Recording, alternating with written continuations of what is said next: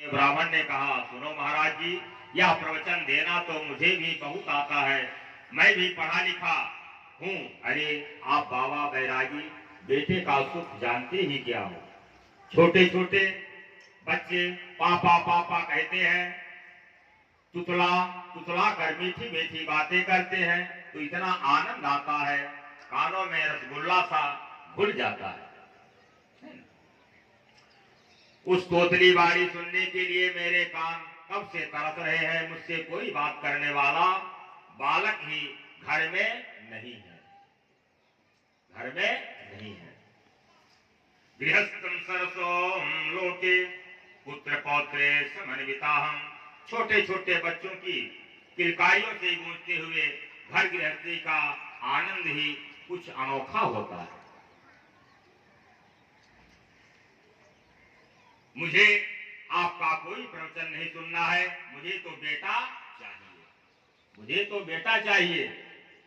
संत समझ गए कि इसे बेटे का भूत सवार है। इस समय और कुछ नहीं सुनेगा। संत जी बोले, सुनो ब्राह्मण, मैंने तेरे ललाट की रेखाओं को पढ़ लिया है। तेरे माथे में तो स्पष्ट लिखा है कि सप्ते जन्मावधि तवे पुत्रो नैव चा। तू आज की बात छोड़, 7 जन्म तक तुझे कोई संतान नहीं होगी।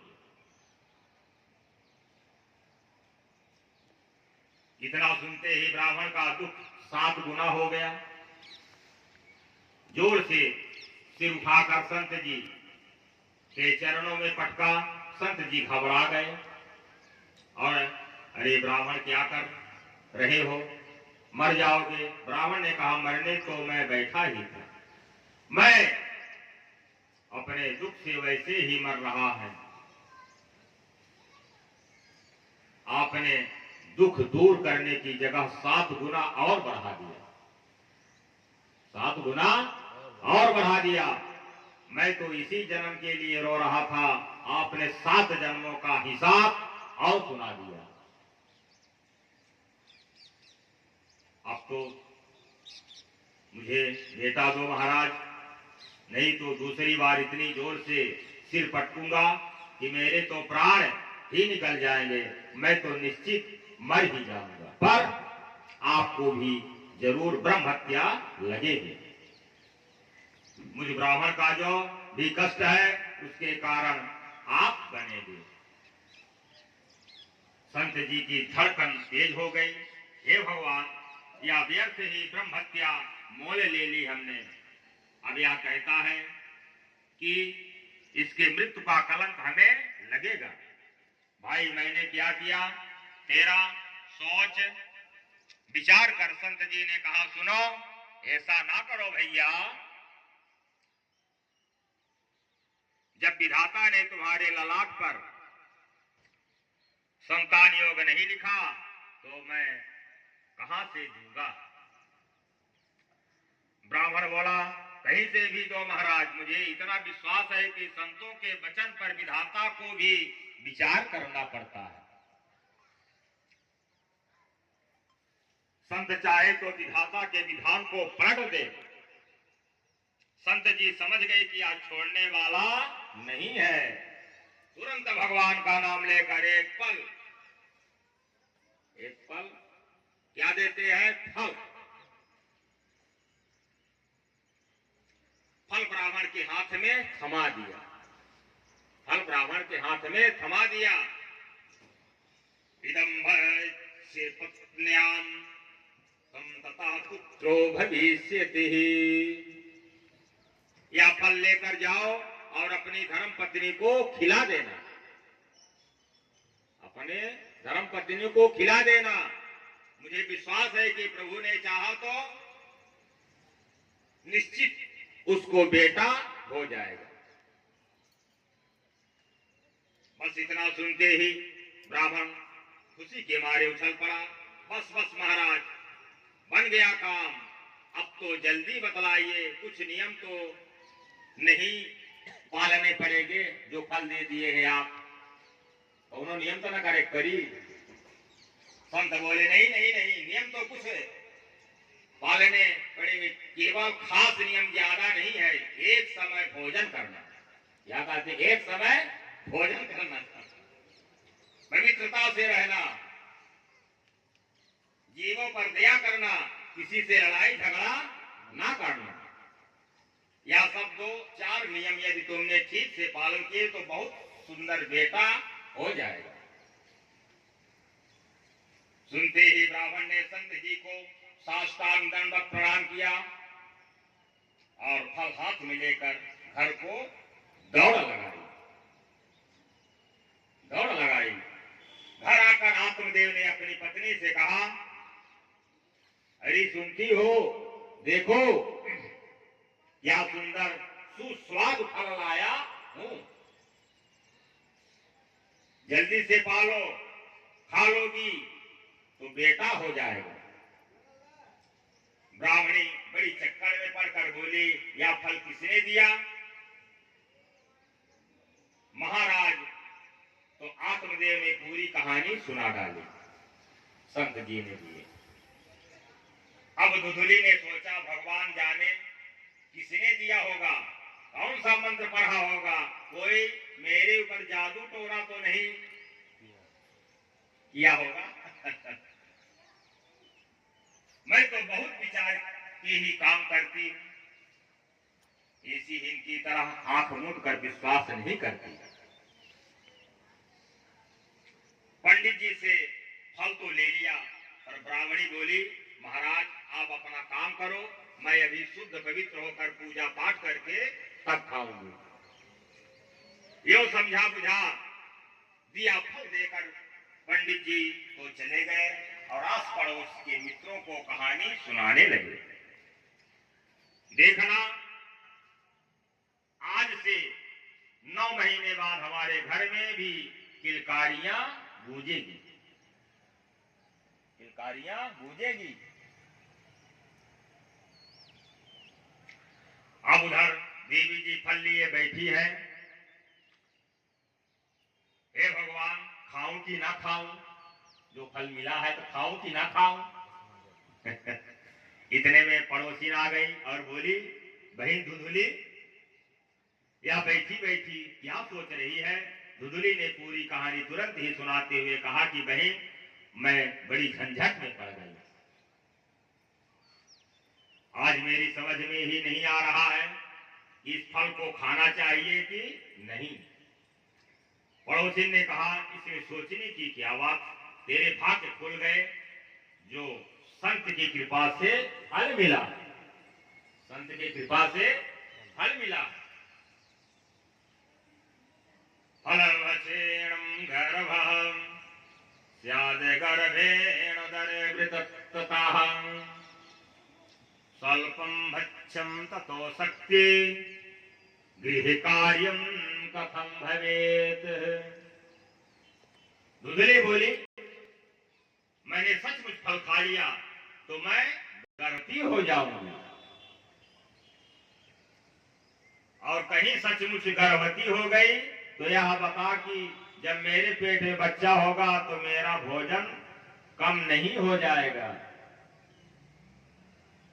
और मेरा भोजन कम हो गया तो मैं कमजोर हो जाऊंगी, और यदि कमजोर हो गई तो फिर घर का काम कौन करेगा। पड़ोसी बोली, या कोई बहुत बड़ी समस्या नहीं है, अरे अपनी ननद को बुला लेना, जब अपनी ननद बुआ बन जाती है तो बधाई तो देना ही पड़ती। इससे अच्छा तो यह है कि 4 महीने पहले से बुलाकर घर का खूब काम करवाओ, और काम कराने के बदले में जितना बने सो बधाई के नाम पर देकर विदा करो। दुधली बोली, बहन तू नहीं जानती, मेरी ननद महाचुट्टी है। 4 महीने में तो मेरा पूरा घर ही साफ कर जाएगी, उससे तो अच्छा है कि कोई नौकर रख लूं, उसी से काम करवा लूंगी। अच्छा फल को तो मैं खा लूंगी, पर एक बात बता, मैंने सुना है कि गर्भवती स्त्री ज्यादा तेज दौड़ नहीं सकती। पड़ोसी बोली, तुझे कहाँ दौड़ना भागना है, तू तो घर में आराम करना है। धुंधली बोली, घर में आराम तो करूंगी, पर अचानक यदि भूकंप आ गया तब, या घर में ही आग लग गई तब, देख बहन, कब भागना पड़े कोई भरोसा नहीं है।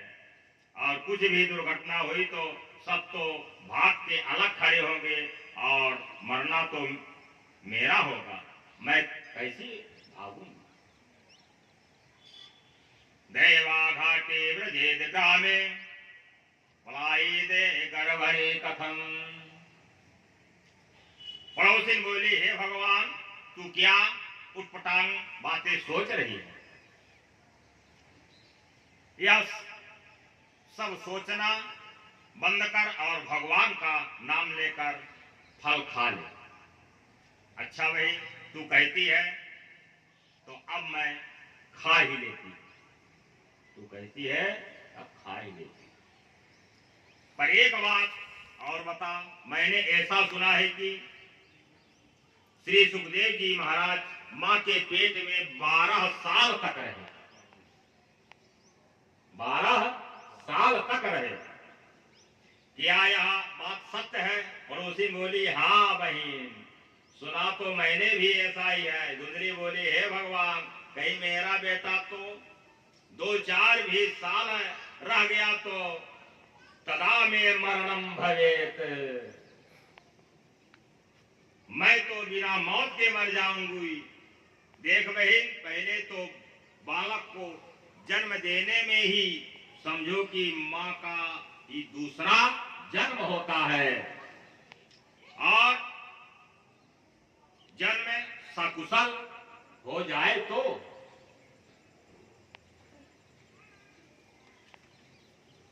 लालने पालने दुखम प्रसूताया चिवर्ते।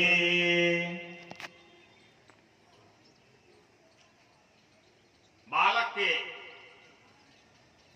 लालन पालन में भी बड़े कष्ट, इसलिए मैंने तो एक ही निर्णय लिया है कि इस झंझट में मुझे पड़ना ही नहीं।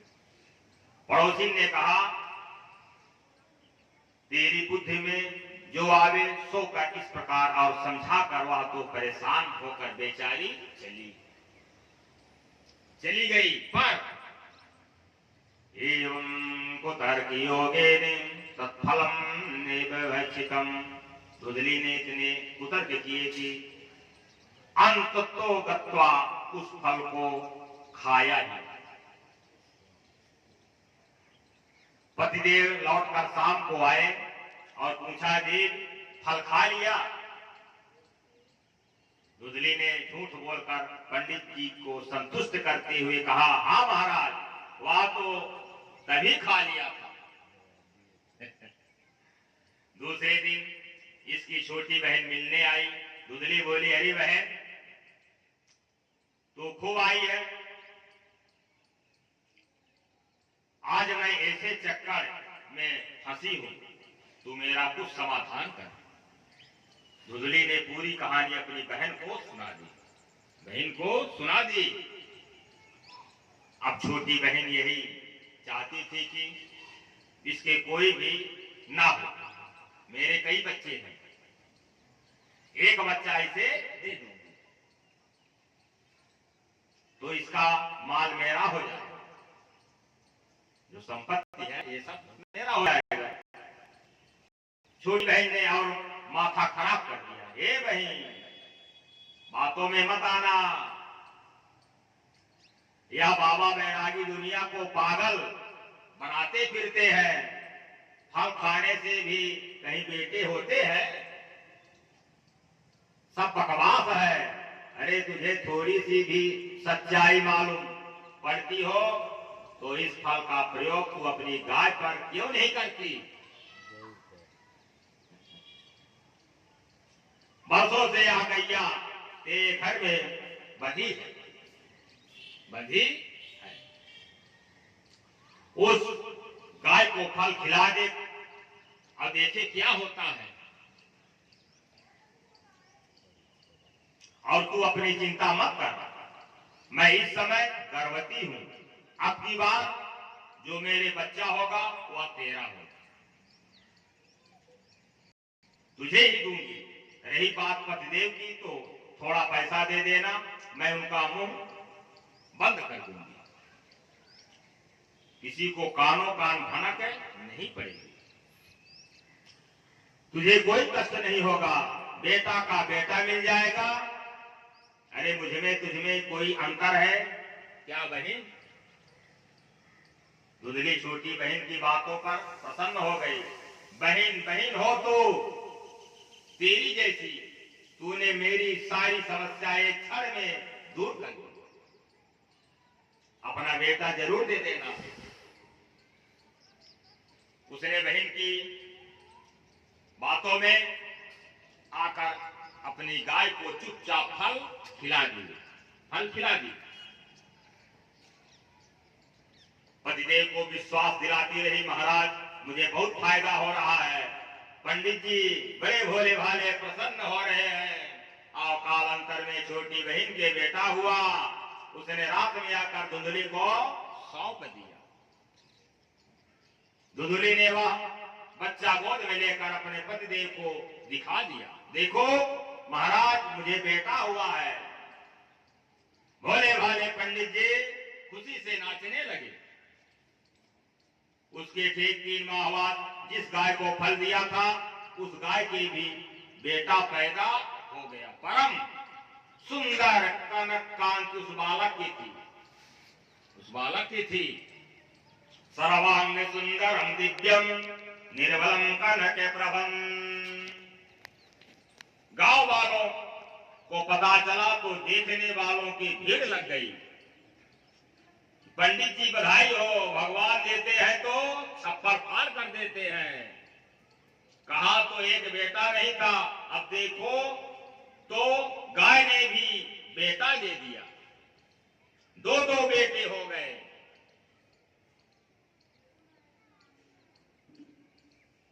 भाग्योदयो धुराजाते आत्मदेवस्य पश्यते